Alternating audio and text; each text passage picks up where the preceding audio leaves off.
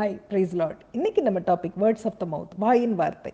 வாழ்க்கையில் நம்ம வாயிலிருந்து புறப்படும் வார்த்தையே நமக்கு தீர்க்க தரிசனமாக அமையறதுண்டு. நம்ம என்ன வாயினால் பேசுகிறோமோ, நம்ம என்ன சொல்கிறோமோ அது அப்படியே நம்ம வாழ்க்கையில் நடக்கிறதும் உண்டு.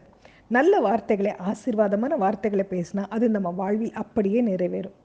நாம் நம்மை குறைத்து விமர்சனம் செய்தாலும் அதுவும் நம்ம வாழ்க்கையில் அப்படியே நடந்தேறும். அதனால் நம்ம பேசுகிறதுக்கு முன்பு யோசித்து பேசணும். அது மட்டும் இல்லை, நாம் நம்மை குறைவாக விமர்சனம் செய்வது நம்மை உருவாக்கிய கடவுளை விமர்சனம் செய்வதற்கு சமமாகும். கடவுளின் படைப்பை விமர்சனம் செய்வதற்கும் சமமாகும். ஆனால் கடவுள் நம்மை அவரின் சாயலாக படைத்திருக்கிறார். பிரமிக்கத்தக்க அதிசயமாய் உருவாக்கியிருக்கிறார். தலை சிறந்த படைப்பாக மாற்றியிருக்கிறார். அவரின் ஆவியை நமக்குள் வைத்திருக்கிறார்.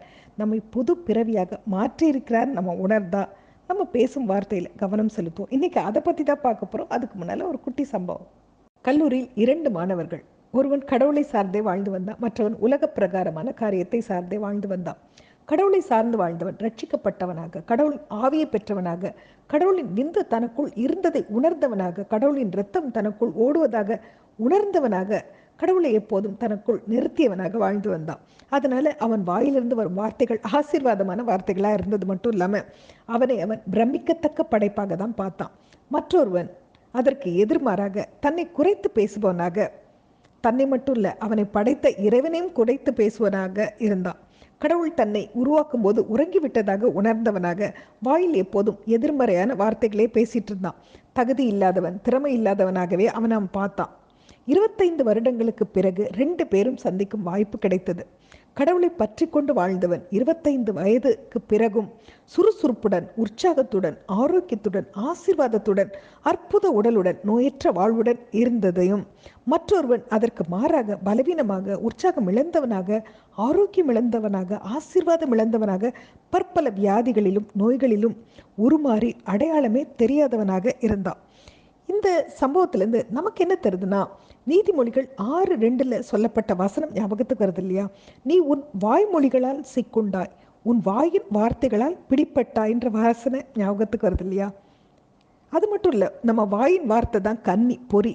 அந்த இதில் நம்ம சிக்கிக்கொள்ளக்கூடாது அப்படின்றதும் புரியுது இல்லையா? இப்போ பைபிளில் என்ன சொல்லியிருக்காங்க அப்படின்றத பார்க்கலாம். சங்கீதம் 34:13 என்ன இருக்குன்னா, உன் நாவை பொல்லாப்புக்கும் உன் உதடுகளை கபட்டு வசனிப்புக்கும் விலக்கி காத்துக்கொள் அப்படின்னு இருக்கு. நீதிமொழிகள் 10:21 என்ன இருக்குன்னா, நீதிமானுடைய உதடுகள் அநேகரை போஷிக்கும், மூடரோ மதியினத்தினால் மாறுவார்கள் அப்படின்னு இருக்கு. அது மட்டும் இல்லாமல் மார்க்கு 12:31 என்ன இருக்குன்னா, உன்னிடத்தில் நீ அன்பு கூறுவது போல் பிறரிடத்திலும் அன்பு கூறுவாயாக என்பதே இவைகளிலும் பெரிய கற்பனை வேறொன்றும் இல்லை அப்படின்னு இருக்கு. நம்ம எடுத்துக்கிட்ட நாயகன் எரேமியா. அது எரேமியா 1:4-7 வரைக்கும் நம்ம பார்க்கலாம். கர்த்தருடைய வார்த்தை எனக்கு உண்டாகி, அவர் நான் உன்னை தாயின் வயிற்றில் உருவாக்கும் முன்னே உன்னை அறிந்தேன், நீ கர்ப்பத்திலிருந்து வெளிப்படும் முன்னே நான் உன்னை பரிசுத்தம் பண்ணி உன்னை ஜாதிகளுக்கு தீர்க்கதரிசியாக கட்டளையிட்டேன் என்று சொன்னார்.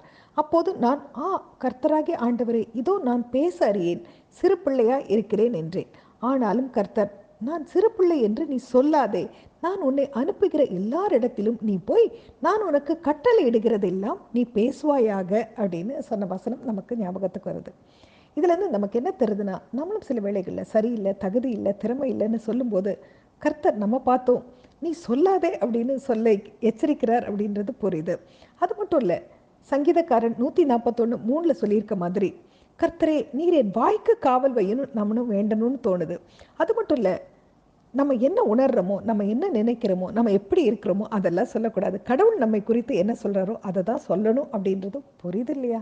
அது மட்டும் இல்லை, என்னாகமம் 13 மோசஸ் கானான் தேசத்தை சுற்றி பார்க்க 12 பேரை அனுப்பினார் இல்லையா?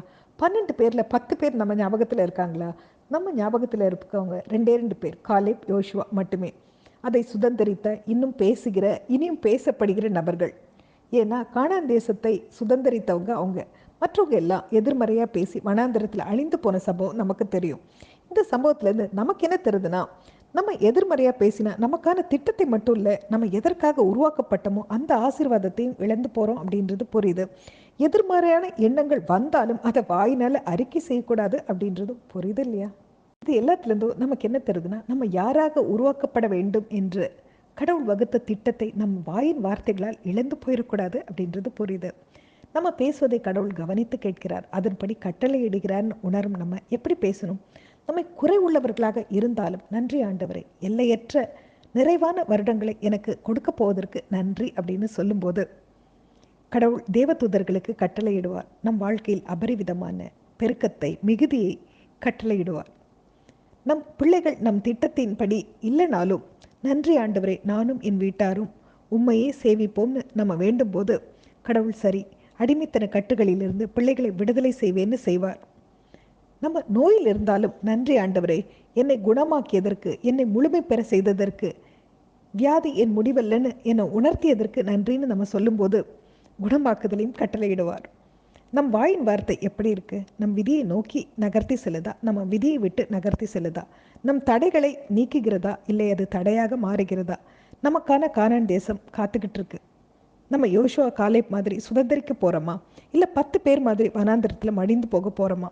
நாம் நம்மை பாராட்டுகிறோமா? நாம் நம்மை உற்சாகப்படுத்துகிறோமா? நாம் நம்மை ஆசீர்வதிக்கப்பட்டவர்களாக பார்க்கிறோமா? நம்ம வாயின்